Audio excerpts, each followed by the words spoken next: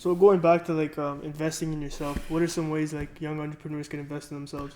Whether it be books, podcasts. What would you say? 100%. So like to invest in yourself, podcasts are good. Podcasts are like free investing for yourself. It's more for your brain. Yeah. Audiobooks are good, right? But you don't just want to get an audiobook to get an audiobook. Because one of my mentors, he tells me, he's like, it's funny. If you get audiobooks and you just keep reading them, he's like, if you don't apply it, it's just like mental masturbation for your mind. Is what he says, right? Yeah, because you're just listening, but nothing's happening, right? Exactly. You just, I listen to this book. What books do you read? I read this one. I read how to influence friends and win friends and influence people. I read this Grant Cardone book. I read 48 Laws of Power. I read this. What did you learn from it? I don't know. So what were you doing? Are you just listening to the book so you can, when somebody says, what do you do? And you're like, I don't watch TV, I listen to audiobooks. Yeah. You need to get stuff from it, right? So what I always say, like when you invest in yourself, so say you want to be a better leader. Yeah.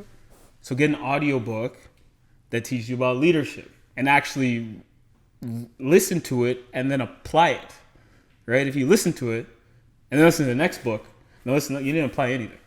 Right? You just had stuff going through your, make you feel smart for a day, right? But if you got to apply everything. So that's what I would say when I say invest in yourself is get what you want, invest in like an audiobook that you want, or go to like a conference that serves what you're trying to do. Yep. And then when you get there, connect with people that are in the position where you're trying to go, right? Yep. And then try to stay in contact with them. Everybody's busy. You go to a real estate conference, you'll meet these multi-millionaire, billionaires maybe. They might not have time for you, but you got to stay in contact with them if you can, and learn from them when you can. If so, you go to a conference and you meet Joe Smith, and he's like, I have 300 apartments. You're like, okay, I like this guy. And then you sit down with him, and then you start learning from him. And then he's like, okay, you know what? I have another podcast coming up here. I'm doing this convention here, doing this there. Then try to go where they are then, right? Because you probably won't reach him on the phone. He's got all this going on, right? You'll probably get to a level where you reach him on the phone, but you won't right now. So if he's like, I'm going to be on this podcast, go to that podcast. Be like, okay, I'm going to listen to what this guy's saying, right? And then build from there. And then the other thing too is like your words are power. It actually really means something, because like if you say, I want to make $100,000 this year. Okay, cool. Why do you want to make that $100,000? Now you need to figure out why. You got to put like a goal to it. Like, why am I doing this?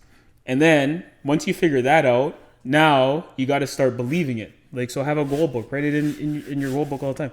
I'm going to make this by the end of this year. I'm going to do this by the end of this year. We're going to have this by the end of this year. My relationship's going to be here by the end of the year. You got to write all that crap down and review it. If you review it every day, I know not everybody can do it, but like just try to take 5-10 minutes, right? Review it every day. So that's what I'm saying though. Like your words are power. You gotta believe what you say. You gotta believe what you write down. Because if you just write it, if you just listen to stuff, you don't mean anything, right? You're just lying to yourself. You gotta absorb and apply. Simple.